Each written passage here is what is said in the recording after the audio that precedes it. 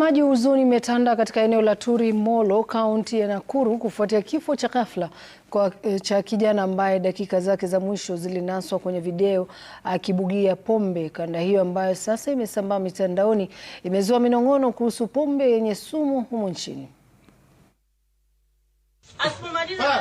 Video hii ya sekunde 30 inayosambaa mitandaoni inaonyesha dakika za mwisho kabla ya Samuel Ndung'u kufariki. Anaonekana akinywa pombe kutoka kwenye chupa hii ndani ya eneo moja la burudani huko Molo, kaunti ya Nakuru.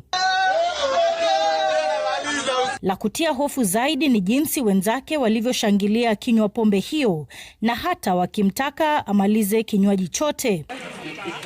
Nyumbani kwa familia yake eneo la Molo, jamaa wamesalia na huzuni. Wanasema Samuel alirejeshwa nyumbani Jumanne usiku baada ya kunywa pombe hiyo, lakini hakuamka tena. Hawe wenye kilabu waliita vijana wengine wamlete nyumbani kwao.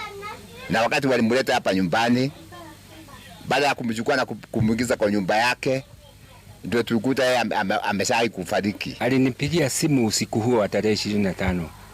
Ikikaribia kitu saa 5 ya usiku nikashangaa. Nilipoona simu yake tu nilisikia labda kuna kitu mbaya mahali fulani, sababu si huongea zaidi ya mara 2 kwa wiki, lakini hakuna wakati amewahi kunipigia simu usiku wa saa ikikaribia saa 5. Tukio hili limewaacha familia na huzuni, kwani Samuel ndiye alikuwa tegemeo kwa familia. Jamaa wakisalia na maswali ya nani atakayejaza pengo hilo. Tuna uchungu sana kwa ajili kama huyo kijana alikuwa tegemeo yangu. Sasa kama ningehitaji kitu nilikuwa mpigia simu na mwambia Ndung'u, enda ununulie dawa ile unanileteanga.